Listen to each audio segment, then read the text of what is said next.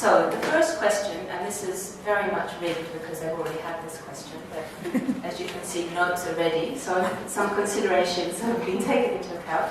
But the first question, which I hope all of you will also think about, is that in the struggle for economic justice, in what ways has gender been taken into account in campaigns and analysis from your experience? So if you could also think about that, and I'll ask Shalmali to start off.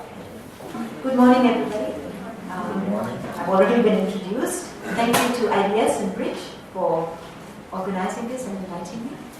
Okay, I'll jump right into the first question, and I'll try and be a little bit provocative so we can have a good debate. Well, on that, I think many economic justice movements have actually a good measure of gendered analysis. So for example, the work of the campaigns in the WTO, the World Bank and structural adjustments, debt, the work on the PRSPs. I mean, I'll just give you a few examples. There are many like this. Many of us joined those campaigns or those movements because we are feminists. We went in, we analyzed. There was a good, strong debate within the people mobilizing. And we said, yeah, okay, fine. I said, fine, I'll read that bloody agreement on agriculture from end to end because it's a very dangerous agreement for women and for women of different classes, not just this or one military women. Similar with debt, we know what debt does to social structures and family structures. So many of us were actually bringing that analysis into economic justice movements. But I think what we were not often able to do, and I still don't see it happening, is this analysis or this importance of these constituencies doesn't come out as explicitly as it should in campaigning and strategizing. So what's missing? One of the things that's missing, I think, is an appreciation of what I would call gendered relations of power in movements, in society. Because all these policies, when we're resisting a bad structure, we're resisting it because it's doing something to our societies and so on. Right? So I think what's missing in economic justice movements is this, in a good analysis, a good old-fashioned analysis of patriarchy and gendered relations of power. And the participation of women very often becomes a numbers game. So we have so many women coming in, so many women okay, all that's important. But how important is it to have numbers, and how important is it to have a real in-depth understanding of whether women are actually thinking differently from men about this particular policy or that particular structure? And I still sort of, I still sort of go back and forth on this. I think many economic justice movements are trapped within the logic of the structures, of the very structures that they're trying to challenge. I cannot tell you how many meetings have sat on fighting the PRSP, which is the poverty reduction strategies of the World Bank or whatever, or arguing in the anti-WTO coalitions that we do not want an alternative agreement on agriculture. We do not want the WTO. That's what our position is.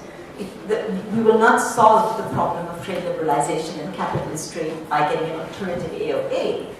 What we need to do is get the WTO out of food and agriculture, and out of services, and out of seeds and so on. But I've been told so often by other economic justice movement activists that saying, Shah, there's no alternative. This is it. There's no other game in town. You have to make the PRSP better. You have to get structural adjustment of the human face and so on. And we sort of fought and argued and said structural adjustment does have a human face. The human face of workers, of fishers, of women who are impoverished, So, but the thing is, I don't know whether it's because of lack of time. Because in economic justice situations, we're often firefighting, So a policy is about to be passed, the UNCTAD meeting is on, the WTO is meeting, the World Bank's doing this, whenever you have 2 weeks to comment on this or that. So you're firefighting constantly. And if you're firefighting, it's difficult to go in depth into all those analyses with different constituencies. There's also a lack of resources. From my own organization, we have tried so hard to get a good, solid analysis of the trade system and the financial system, and now the climate, what's happening with the climate negotiations. with women from different constituencies and classes. But to be honest, we don't have the resources, we don't have the time, we don't have, and it's not just us, it's many of us working in coalitions together. So, I mean, I'm not making an excuse for it, but I'm saying there are some practical considerations. But fact remains that I think where the economic justice movements have not really been able to get in-depth inputs, in-depth analyses from women of different classes and positions on what a transformative proposal should look like. I think very often what we're doing is we're tinkering with the wiring.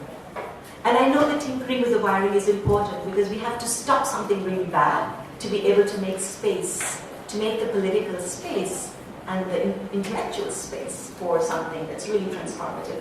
But where is that transformative structure, the new different structure going to come from?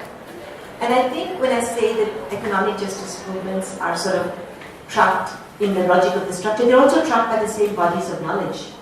I think one of the things that economic justice movements are trapped in is that, you will not be able to get new, genuinely transformative new policies if you're not tapping into different bodies of knowledge. And I think there is sometimes a tendency to marginalize or romanticize different types of knowledge. I've been in my own organization when we first all got together, and I was asked, Shalmali, what do you think is the main macro challenge, macro issue for women's rights and gender? And then he said, patriarchy. And you should have seen the men in the room. They looked at us and said, you're kidding, get serious. I said, no, patriarchy. It's a serious issue. Anyway, I'll stop there. I just think that's a lovely moment to stop because here we have two men. How do you feel about patriarchy?